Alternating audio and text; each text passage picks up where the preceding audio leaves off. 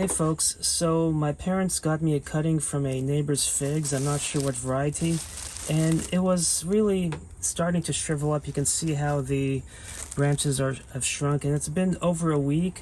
I put a moist paper towel in a bag, tied it, stuck it in another grocery bag, and it is still alive, and you can see some fresh growth, although it is starting to mold from a lack of airflow. But even this tiny piece that broke off is still green, so these technically can still grow.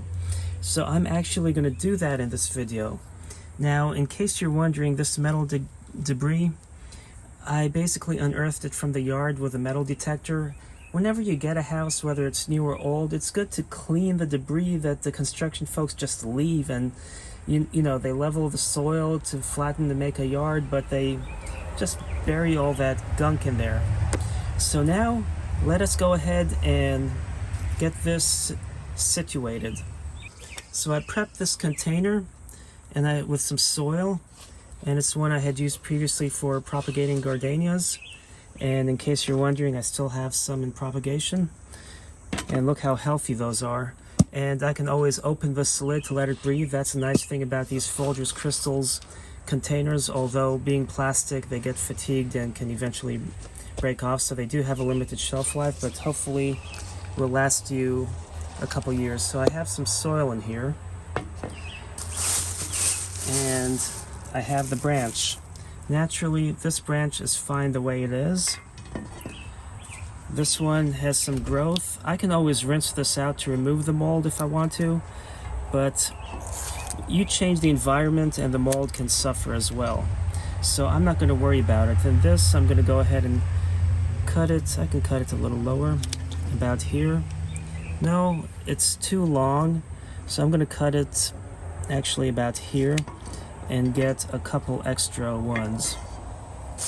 So then I'll cut this one, and this is called an anvil pruner. I bought an anvil lopper from a company called Tabor Tools, and it is just so excellent. So then I wanted a pruner that does really well, and I bought their anvil pruner.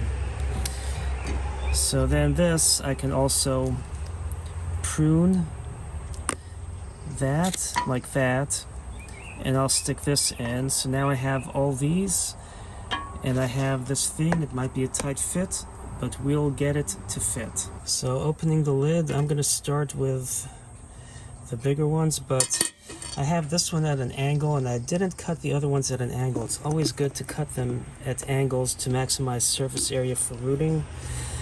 So this one, I'm going to just push it in there and then move some dirt. Whoops. Need to throw those bags away. And then this, I'm cutting it at an angle, but I'm leaving that node right at the bottom. And you could always rinse out the mold that's on there if you want to, but since the environment in here is going to be a little different, I'm going to see how it fares without doing that. I could always spritz it with some hydrogen peroxide.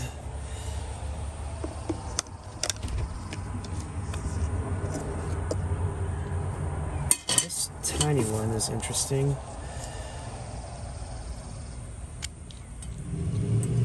There we go.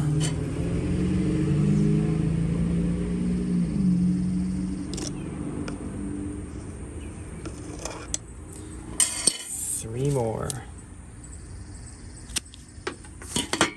So now we have more surface area on that one as well. I'm going to stick that in there.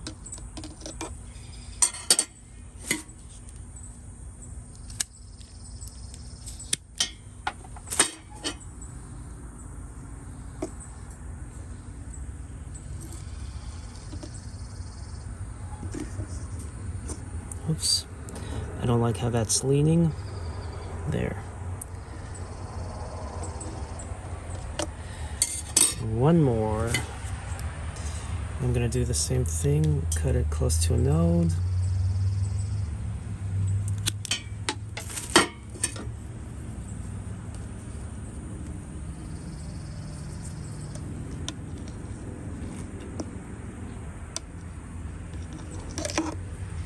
So now I can add a little water, close the lid, leave it on the north side of a building, and I'm not going to shut it all the way just so it can breathe a little bit.